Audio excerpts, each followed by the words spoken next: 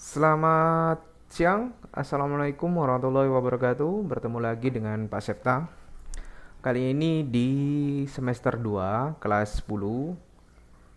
Saya ucapkan selamat datang kembali di semester 2. Ada beberapa aturan yang harus kalian taati, di mana yang pertama, kalian harus lebih tekun dan lebih rajin lagi mengikuti mata pelajaran pendidikan kewarganegaraan. Kemudian yang kedua, kalian harus lebih semangat lagi mengikuti proses pembelajaran baik daring maupun luring. Yang ketiga, mata pelajaran PPKN itu berkaitan erat dengan kenaikan kelas. Jadi harapan Pak Septa kalian semua harus tuntas dan bisa menyelesaikan materinya dengan baik. Bab 4 di semester 2 itu berkaitan dengan hubungan dasar negara dengan konstitusi. Apa hubungan dasar negara dengan konstitusi? Mari sama-sama kita cermati mengenai hubungan dasar negara dengan konstitusi. Ini adalah standar kompetensi, yakni menganalisis hubungan dasar negara dengan konstitusi. Ada kompetensi dasarnya, mendeskripsikan hubungan dasar negara dengan konstitusi, menganalisis substansi konstitusi negara, menganalisis kedudukan pembukaan Undang-Undang Dasar 1945 NKRI, serta yang keempat, menunjukkan sikap positif terhadap konstitusi negara. Kita masuki materi yang pertama, yakni menganalisis hubungan dasar negara dengan konstitusi. Ketika kita berbicara tentang konstitusi, maka kita akan melihat terlebih dahulu pengertian dasar negara.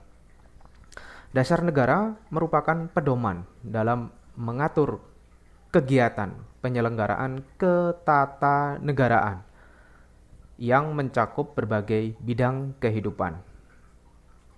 Nah, kalau kita ngomong tentang mengatur penyelenggaraan ketatanegaraan dalam berbagai bidang, maka di negara kita dasar negaranya adalah Pancasila yang berkedudukan sebagai norma objektif dan norma tertinggi dalam negara, sebagai sumber dari segala sumber hukum. Jadi kalau kita berbicara tentang dasar negara, maka jawabannya adalah Pancasila. Kita lanjutkan. Nah, itu tadi dasar negara. Nah, konstitusi dalam arti luas adalah keseluruhan ketentuan dasar-dasar atau hukum dasar atau droit konstitusional. Konstitusi ada yang dalam bentuk dokumen tertulis, ada juga yang tidak tertulis. Jadi dalam arti luas, konstitusi itu adalah ketentuan dasar atau hukum dasar. Kalau dalam arti sempit, konstitusi itu adalah piagam dasar atau undang-undang dasar, yaitu suatu dokumen lengkap mengenai peraturan-peraturan dasar negara. Misalnya Undang-Undang Dasar 1945. Jadi sampai di sini coba kalian cermati terlebih dahulu pengertian perbedaan dari konstitusi dalam arti luas dan konstitusi dalam arti sempit. Kalau dalam arti luas itu adalah keseluruhan dasar atau hukum dasar, ya. Nah, kalau dalam arti sempit itu undang-undang dasar. Kalau di negara kita Undang-Undang Dasar 1945. Nah, ada dua pendapat mengenai konstitusi. Menurut Hermann Heller, konstitusi itu tidak sama dengan undang-undang dasar. Sedangkan menurut Oliver Cromwell, Lassalle, Stuyken, konstitusi itu sama dengan UUD. Jadi menurut Herman Keller, konstitusi itu mempunyai arti yang lebih luas daripada undang-undang dasar. Makanya konstitusi tidak sama dengan undang-undang dasar. Sedangkan menurut Stuyken, konstitusi adalah undang-undang dasar. Jadi dalam eh, undang-undang dasar itu memuat garis-garis atau asas-asas mengenai negara tersebut bisa berdiri. Jadi yang menjadi pembeda kalau berbicara pengertian menurut Hermann Heller dan Stuyken, kalau konstitusi itu dia itu lebih luas dari UUD. Sedangkan kalau menurut Stuyken, di dalam UUD itu selalu ada konstitusi. Jadi ketika mau menetapkan undang-undang dasar, maka melihatnya ke konstitusi itu terlebih dahulu.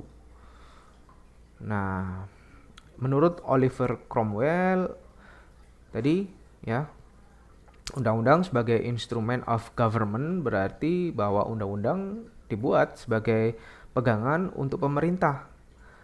Nah, menurut Lassalle juga bahwa konstitusi itu sesungguhnya menggambarkan hubungan antara kekuasaan yang terdapat di dalam masyarakat.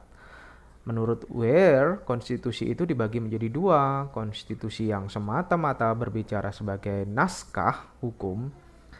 Nah, yang berikutnya, konstitusi bukan saja mengatur ketentuan hukum, tapi juga mencantumkan ideologi, aspirasi, cita-cita politik, dan pengakuan kepercayaan.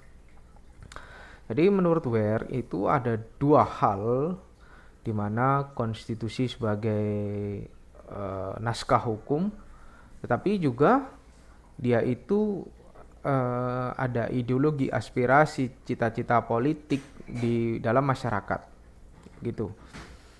Nah, sifat umum konstitusi itu yang pertama ada normatif. Normatif itu aturan yang harus ditaati oleh penyelenggara negara dan warga negaranya. Jadi istilahnya negara dan warga negara. Warga negara itu adalah misalnya ada warga negara asing ya yang tinggal di Indonesia, itu juga disebut sebagai warga negara. Penyelenggara negara misalnya ASN, aparatur sipil negara, itu semuanya harus taat tanpa terkecuali. Nominal,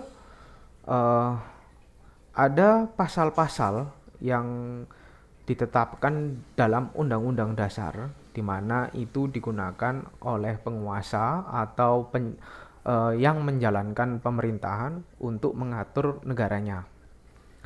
Yang ketiga, semantik. Undang-undang hanya sebagai simbol, sedangkan aturan bernegara menurut kemauan politik penguasa. Jadi undang-undang itu ibarat hanya simbol saja. Jadi yang menjalankan aturan itu bisa sesuai dengan kehendak politik penguasa. Nah, sifat pokok konstitusi negara. Yang pertama ada fleksibel. Yang kedua ada rigid. Fleksibel ini mudah mengikuti perkembangan zaman. Sedangkan rigid ini sulit untuk diubah. Nah, fleksibel itu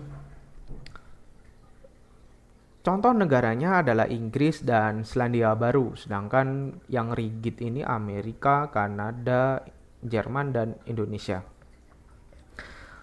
Kenapa kok sulit diubah, Pak? Ya, kalau diubah berarti nanti akan ada perubahan undang-undang dasar lagi. Jadi undang-undang dasar negara Republik Indonesia yang sudah ada itu tidak bisa diubah. Bisanya di amandemen. Amandemen itu perubahan pasal-pasal. Ya, tapi kalau perubahan UUD 45 itu sudah pernah dicoba pada tahun 50 50 sampai 55, tetapi akhirnya gagal ya. Pada saat itu nama undang-undangnya adalah UUDS, Undang-Undang Sementara, gagal akhirnya. Jadi eh, Indonesia mengalami perubahan UUD itu 3 kali. UUD RIS, UUDS, akhirnya dua undang-undang ini gagal. Kembali lagi ke UUD 45. Itu artinya tidak semudah membalikkan telapak tangan untuk mengubah undang-undang yang ada di satu negara. Nah, saya kira sampai itu dulu penjelasan Pak Septa. Singkat, jelas, padat. Saya harap kalian bisa mengerti. Nah, tugas kalian cukup menuliskan sifat pokok konstitusi negara. Ya, ada fleksibel dan rigid, dan cari alasan kenapa konstitusi negara tersebut fleksibel dan rigid.